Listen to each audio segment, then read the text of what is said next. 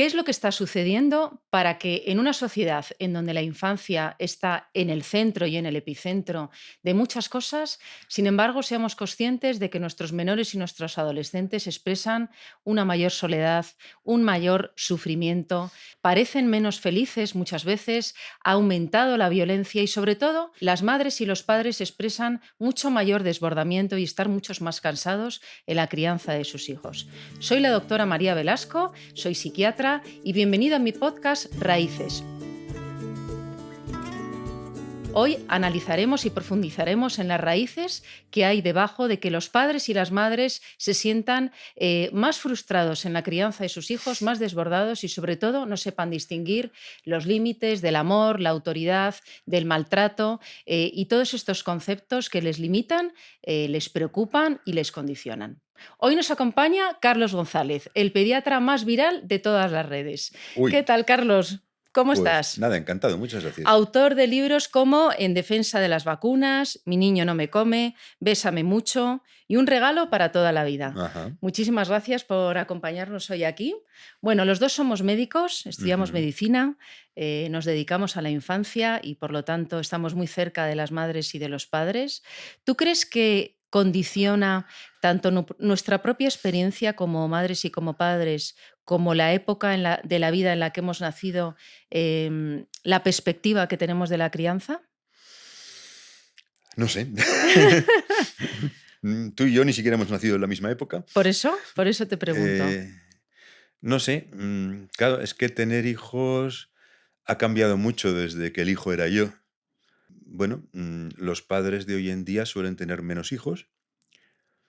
Mis padres tuvieron 3, mis abuelas tuvieron una 7 y otro 5. Ujú, Y, y además pasan mucho menos tiempo con esos hijos. sí. Hoy en día no es nada raro que un niño esté escolarizado desde los 6 meses o antes y que se quede a comer y que después haga actividades extraescolares encima para Ujú. ir añadiendo.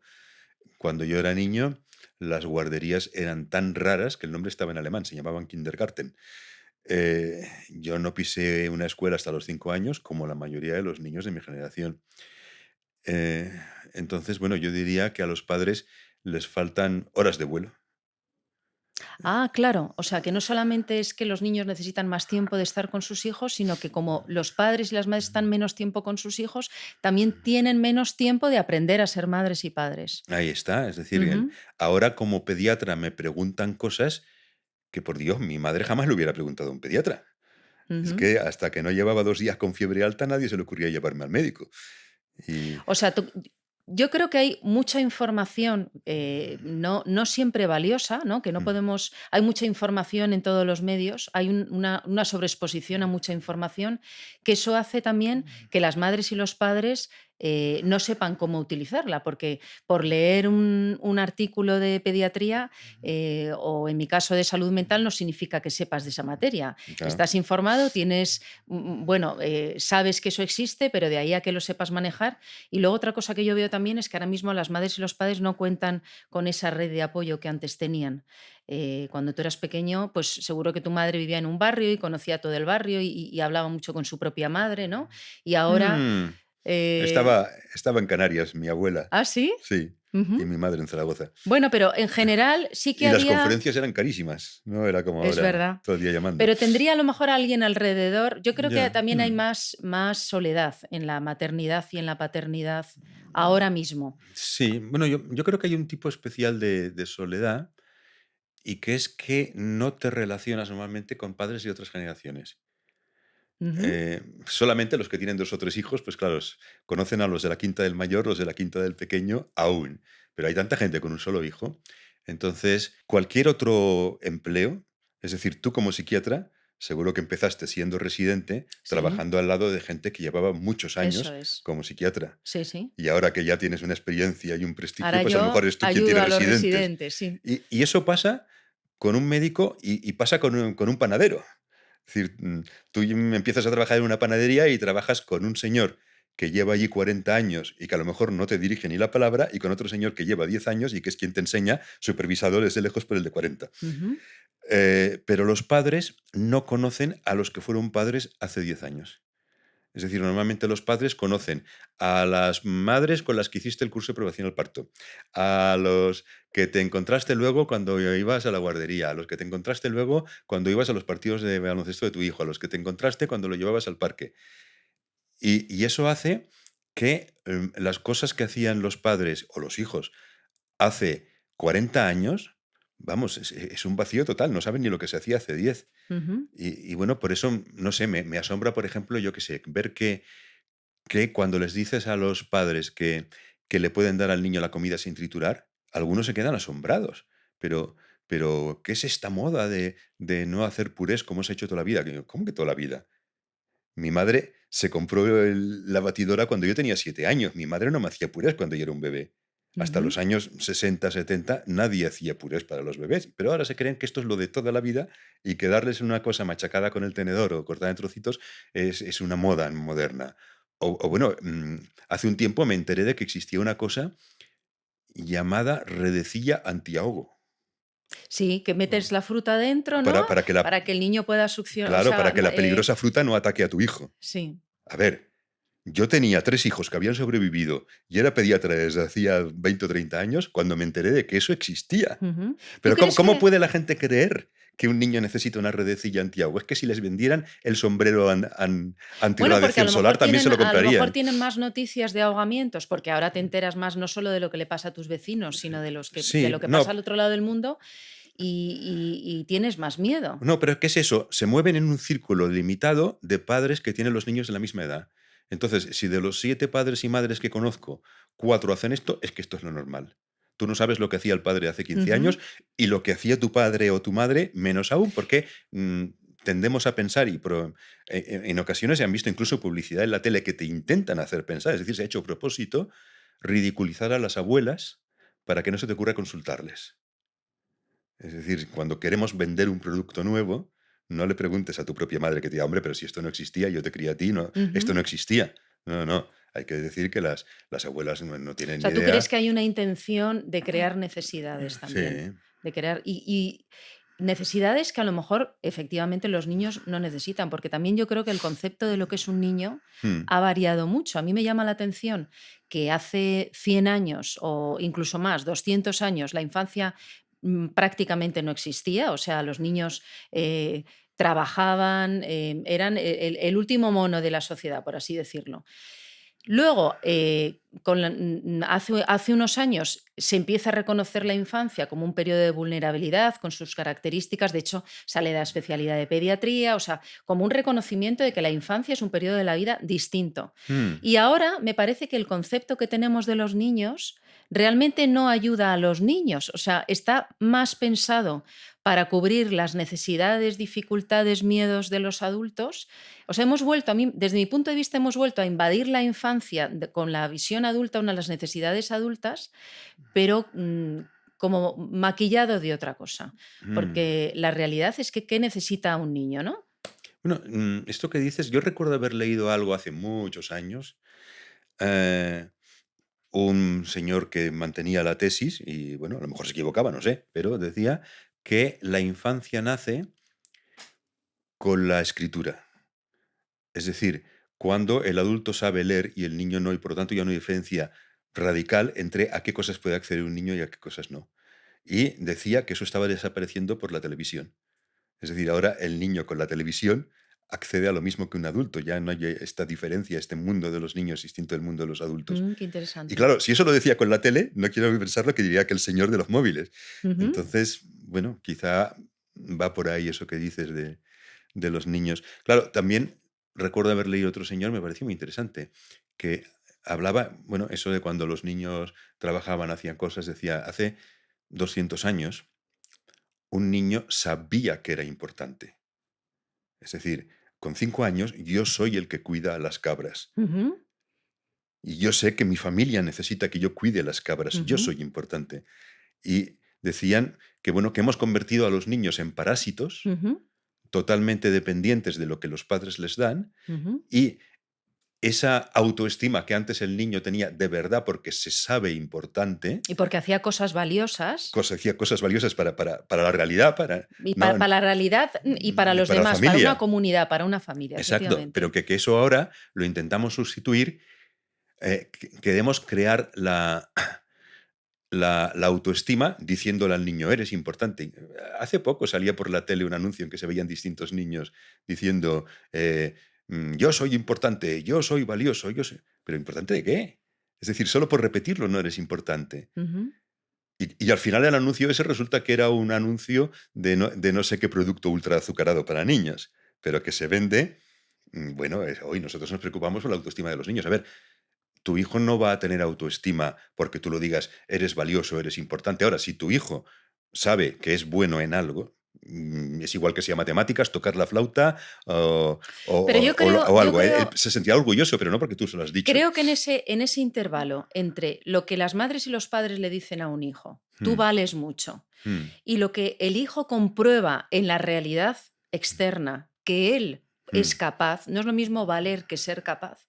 Hay una fase en donde se encuentran los límites de la realidad, no los límites como sino la realidad, ¿no? Una realidad a la que necesitamos adaptarnos para poder sobrevivirla. Es decir, si tú te ves capaz de cuidar un rebaño es porque te has enterado en la realidad, no en tu mundo interno mental, sino porque te has puesto delante de las ovejas, has aprendido a hacerlo, te levantas por las mañanas, sabes que hay que darles de comer, sacarlas tal, pasas frío en el campo, un ejemplo, ¿no? hmm, Entonces, yo sí que estoy viendo en la consulta un aumento del malestar en la infancia y en la adolescencia y hmm, también una rabia como de las madres y de los padres porque dicen una frase como así, le doy a mi hijo todo, hmm. se lo damos todo y él no nos devuelve nada, ¿no? O sea, como que es el centro de la casa, como se cree que todo lo merece y nos saca buenas notas, nos grita, incluso nos pega, se porta mal, etcétera.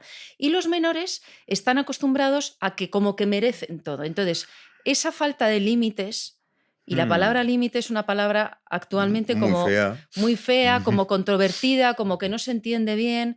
Entonces, quería un poco hablar contigo de eso, de la palabra límites, em, Bueno, a de mí, cómo puede significar muchas cosas un límite. ahí está. A mí es una palabra que no me gusta nada, porque, a ver, evidentemente los niños tienen límites, lo mismo que tenemos los adultos. Mm. Es decir, ya me gustaría a mí ser más joven, estar más sano, saber tocar el piano, tener más dinero, etcétera, etcétera, etcétera, pero no lo tengo.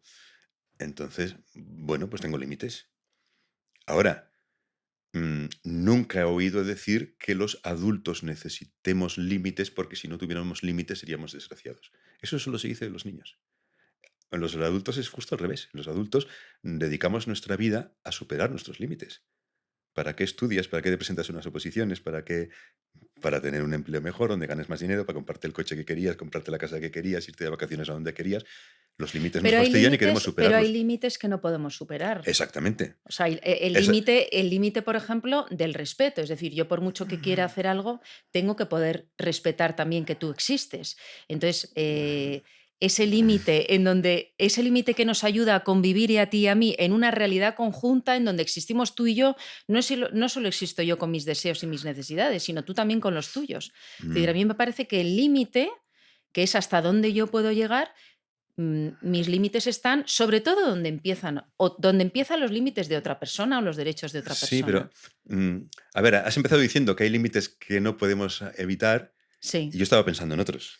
claro. Por eso me Porque, parece que la palabra límites es es una decir, palabra confusa. no, a ver, límites que no podemos evitar. No podemos hacer así volar. Eso es, un límite. Eso es un límite. Pero el límite de debemos respetar a los otros, evidentemente sí que podemos le- Sí, sí, nos lo podemos saltar, saltar y nos lo evidentemente. saltamos con Claro. demasiada frecuencia. Y claro, ¿qué ejemplo damos a nuestros hijos? ¿Cuántos, ¿Cuántos padres insultan al equipo contrario en un partido de fútbol, sea en Ujú, directo o sea por la tele? Insultan al árbitro, insultan a todo el mundo y luego pretendan que su hijo tenga límites. ujú. A ver, es lo que hay. Entonces, hay cosas que, por lo cual precisamente no me creo esa teoría de que es que hay niños pobrecitos que no tienen límites. ¿Cómo no van a tener límites? Bueno, A no ver, que... aceptan los límites. No, pero a ver, Todos los niños tienen límites, lo mismo que tenemos todos los adultos. Toda Es toda la decir, per todo lo todo ser viviente tiene un límite. claro, es que te dicen: "Es que mi hijo, no tiene límites". A ver, ¿usted le ha comprado un caballo? No. ¿Usted le ha comprado un helicóptero? No. ¿Usted le ha dicho que no hace falta que vaya a la escuela? No. ¿Usted le da 5 helados al Pero día? No. es Pues ya verdad, está, tiene pero es límites. verdad, ¿tú crees que la vida es muy distinta para las personas que aceptan los límites con deportividad que para las que no los aceptan? Bueno, es que el problema es que, en general, los padres, aquellos límites que es necesario poner, los han puesto. Es decir, tú no has dejado que tu hijo queme la casa, no has dejado que le saque un ojo a su hermano, no has dejado que se coma 5 helados seguidos, no has dejado que un niño de 2 años juegue con un cuchillo y se corte el dedo. Todo eso ya lo has hecho bien. Y entonces, cuando alguien te dice: "Ay, tienes que poner límites", ¿de qué está hablando? Porque los necesarios ya se los has puesto. Entonces, probablemente está hablando de los innecesarios. Es decir, los límites que se ponen solamente para demostrar quién manda aquí. Hay otra vertiente de estilo de crianza, por así decirlo, que es esta que produce que los niños a nivel escolar tengan muchos problemas. O sea, que son niños que no saben trabajar en equipo, que no respetan el turno, Mm, que no no cumplen las indicaciones del profesor, que se mueven, que les da igual, incluso el profesor les dice algo y dice, tú no eres quien para decirme nada, o sea, que no respetan una jerarquía. claro. Claro, si no respetas una jerarquía, si no respetas a quien te quiere enseñar, ¿cómo vas a aprender algo? Entonces, Claro, pero el problema es que la mayoría de esos niños están yendo a la escuela 6 horas al día o más desde los 5 meses. Entonces, ¿cómo es posible que no les hayan enseñado todo eso? ¿en la Pues, escuela o en casa? bueno, a ver, no se lo han enseñado en la escuela, en casa no, porque no estaban. Si pasan 6 horas al día en la escuela, la mayor parte del tiempo que pasan en casa ya están durmiendo y cenando. Bueno, Lo que pero pasa a es que casa. la gente no quiere ver que los niños lo que necesitan es estar con sus papás. Ujú. Entonces, nos empeñamos en criar a los niños desde muy pequeñitos en una escuela en la que se supone que van a aprender habilidades sociales y van a aprender no sé qué y no sé cuántos y a respetar el turno y a hacer un círculo y tal, y luego 5 o 7 años después resulta que no lo han aprendido. Pero yo tengo Y- muchos padres y muchas madres que sacan a su hijo de la escuela mm, y luego creen que tienen que desarrollar muchas facetas. Tiene que ir a natación, tiene que ir a fútbol, tiene que tal. Y luego cuando llegan a casa, mm. esas madres y esos padres están agotados del ritmo de vida que llevan y con tal de que el niño no haga una rabieta o no se enfade o no cene, pues flexibilizan mucho, dan lo que quiere el niño y se lo dan. Entonces, ahí cómo ponemos tú dices, los límites los padres y las madres los ponen innatamente, ¿no? Mm. Que es lo que tú dices.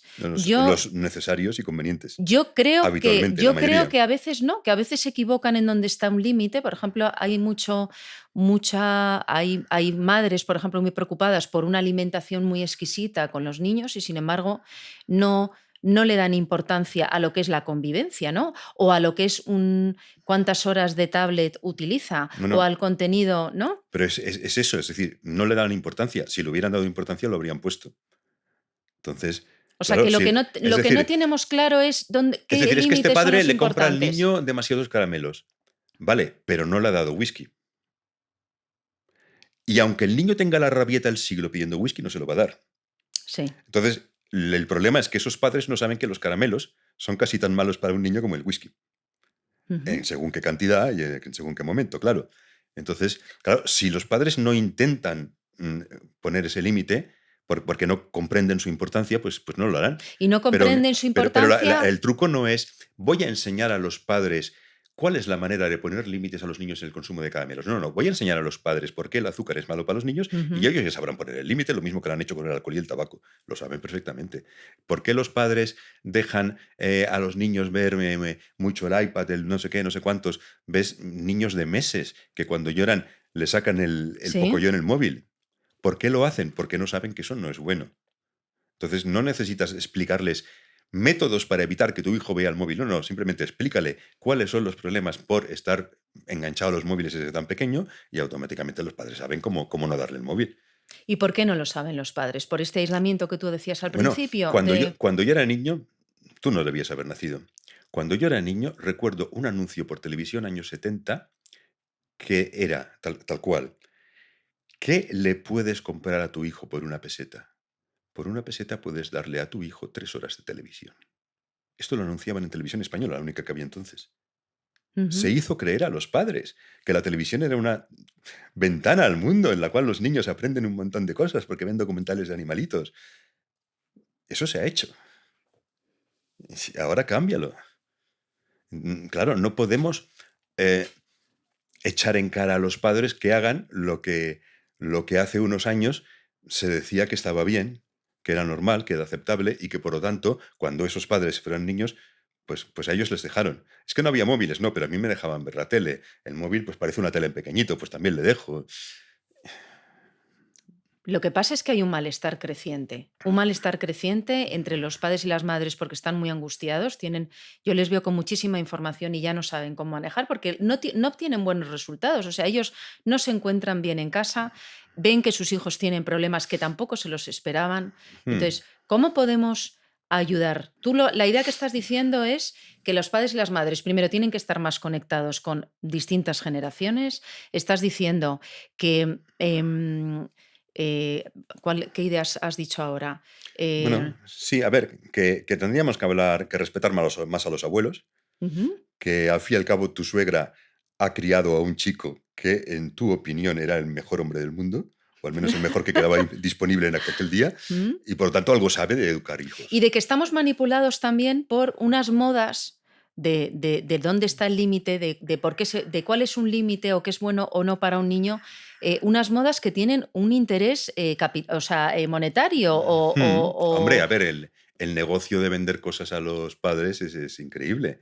Además es un público muy, muy fiel, porque todo lo que los padres crean que es bueno para su hijo, se lo comprarán Pero aunque ¿cómo tenga que tener un hacerles, préstamo. claro, cómo hacerles entender, por ejemplo, a un padre y una madre, que el ayudar a sus hijos a aceptar que hay una realidad externa en donde sus hijos tienen que adaptarse, a la que tienen que adaptarse, o sea, que no van a ser las estrellas del Hollywood, no van a ser los protagonistas de la película, Mm, es un acto de amor.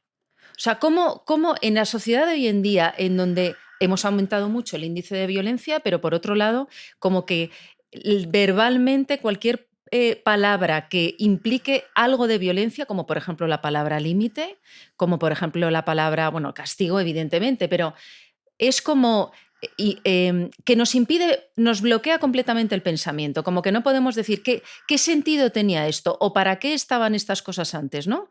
Lo que tú bueno, dices de que hay un salto, una ruptura generacional y al final hace que no podamos habernos traído las cosas buenas de cómo se criaban antes a los niños y de cómo se vivía antes la infancia, porque antes había muchas cosas buenas y ahora hay como una ruptura completamente, como olvidarnos, empezamos de cero, sí, somos sí. los mejores, la mejor generación de madres y de padres, aunque estemos súper perdidos, tenemos toda la tecnología, todo el conocimiento, lo de antes no vale para nada, pero nos sentimos todos fatal, los niños, los adolescentes, las madres y los padres.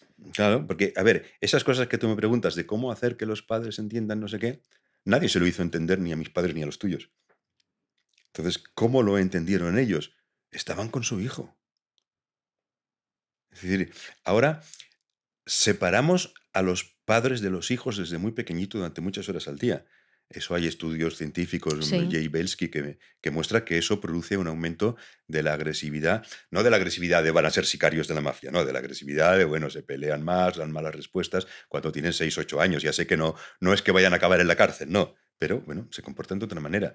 ¿Por qué? Porque es así como funciona el ser humano. Es decir, no se puede enseñar dando una lección lo que Ajá. se debía de haber aprendido Aprendido. por ósmosis estando con... Y los padres también están aprendiendo en esa ósmosis. Es decir, ¿por qué mi madre no necesitaba un libro sobre cómo criar a su hijo? Porque pasaba 24 horas al día conmigo, 365 días al año, y era una experta en criar hijos. No necesitaba que nadie le explicase. Que a lo mejor se equivocaba. Es decir, no digo que lo hicieran todo bien, seguro que Ujú. se equivocaban en muchas cosas. Lo que no tenían era tantas dudas. Es decir, lo hicieran bien o mal, creían que Qué lo estaban haciendo importante bien. esto. Entonces, qué importante esto, Carlos. La incertidumbre y la inseguridad que sienten las madres y los padres es porque no conocen a sus hijos.